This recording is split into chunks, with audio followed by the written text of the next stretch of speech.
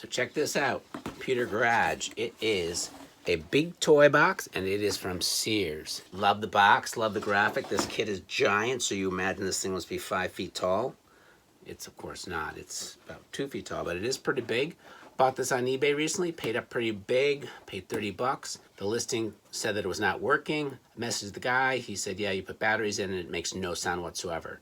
So that's better than if it was making noise and making like a grinding noise, like something's burned out, like a gear or something. So I'm hoping the motor's just frozen and I can get in here and fix it. But the thing I'm most interested in is the lie, the Computer Garage. This is not a computer. I promise you it's not. There's many instances of toy companies lying to us. Tommy's Digital Derby, not digital, and maybe not even a derby. This is not computerized, I can promise you that. You can program to have it stop at a certain floor. So I'm interested to see how they did that. So let's take a closer look. So here it is, 8 different parking spots. Each one of these is a place a car can go, and when it gets to the bottom, you can press this lever, and you can imagine it will shove the car right out. I wonder if it's missing a ramp down there. I didn't realize that. Love the Sears logo. Love the Computer Garage font. Awesome. Here are the instructions. You can pause and take a look if you're interested. Up on the top is the battery case, which looks relatively clean. And then these are the keys. There are, not surprisingly, 8 of them. And then there's this one, which I think is a return to the bottom. So these keys are obviously, I guess what, key to making this thing stop on the floor you want. You're taking the key, so if you want it to stop on 1, you're gonna put key 1 in here. And again, right now I can't even shove it down. That's gonna tell it when to stop. These are clearly not computerized, but they must in some way, shape, or form mechanically tell the garage when to stop. How do you think they do that? That was a question to me. Obviously on the back there's something different. This is the key for level 1. This is the key for level 2.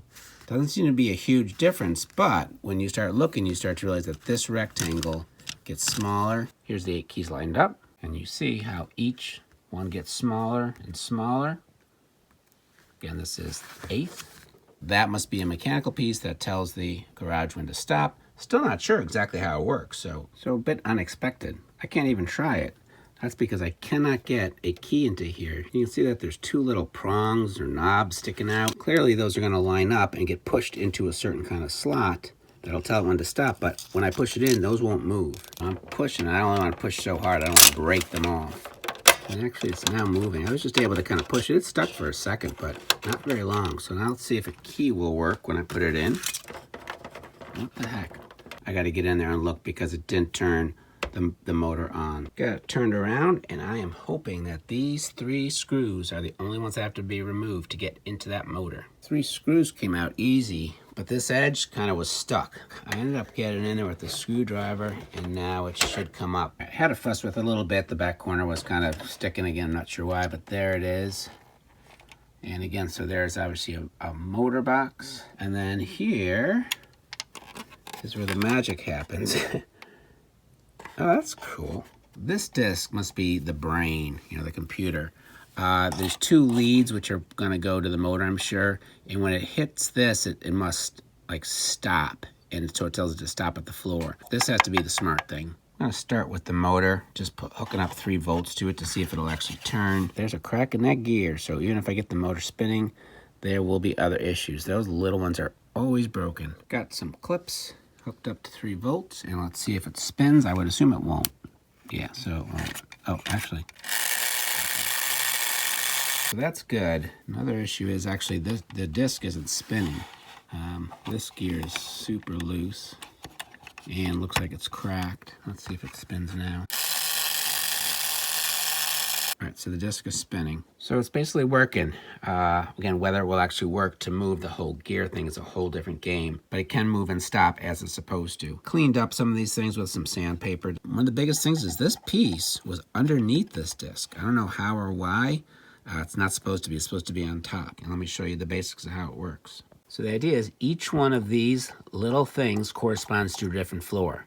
1, 2, 3, 4, 5, 6, 7, 8. When this gets to here, it's gonna stop because this is non-conductive. This is doesn't have the metal on it, so it's not conductive. So when it gets to here, it's gonna stop and it'll be at level 1. So I'm gonna put the first key into the slot here, and you can watch what happens. It goes over to that level 1. Level 5 will move it a lot more. Put it in, and I'm pushing it now. If you follow that around, it's going to go to there. 1, 2, 3, 4, 5, and stop. So I'm going to make it stop at level 4. I'm going to insert it, and I'm pushing it now. And so it should stop when it gets to there because that's level 1, 2, 3, that's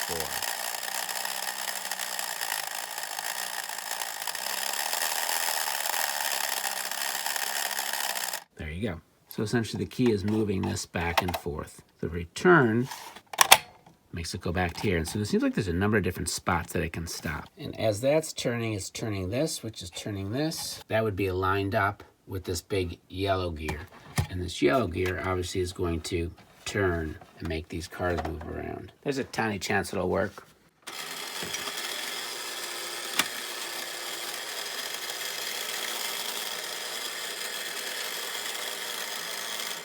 So believe it or not, I think that worked. I know it didn't stop at 7, but it wasn't calibrated for 7. So let me do 8, and it should stop at the next one.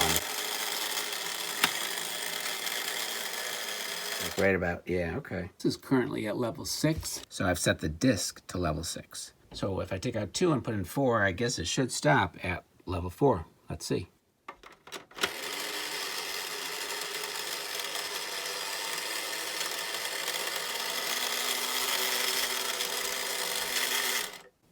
So that's basically there. Let's see. Yeah, that would eject it. Yeah, that's basically working.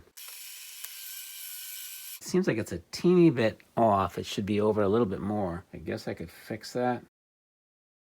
It says how to use the reverse button. Up here it says return, which I guess is the same thing. It says to move the Ferris wheel backwards, keep pressing the button until the desired gondola slightly passes the entrance ramp, and then release and the gondola returns just a bit. It does indeed move backward. So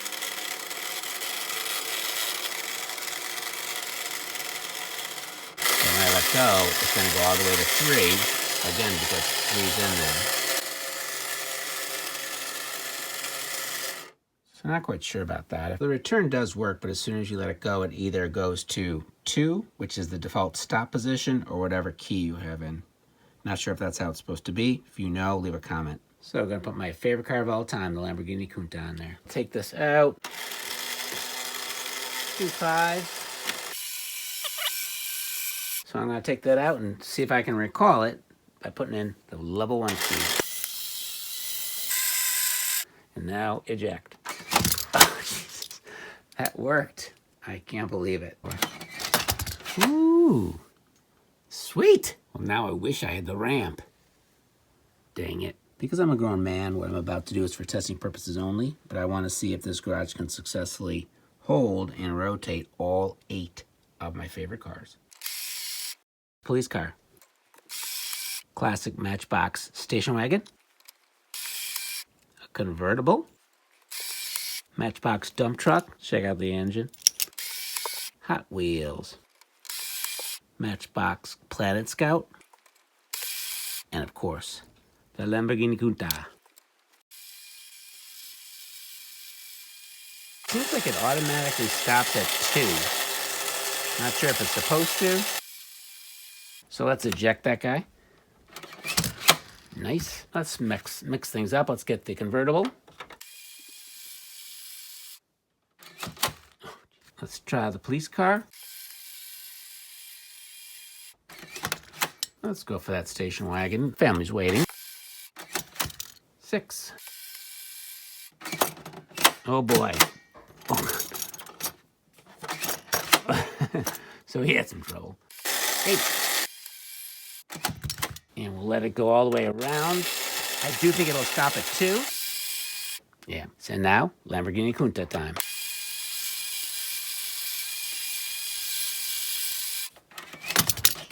So I'm positively shocked by how well this thing is working. Like, it never works out this good. It just loaded and unloaded 8 cars, never messed up once. Like, that doesn't happen. Like, my fingers are crossed that this doesn't, like, blow up in 1 second here. I will have this up on eBay for sale. So thanks for watching. Please consider subscribing. Remember, thumbs up never hurt nobody.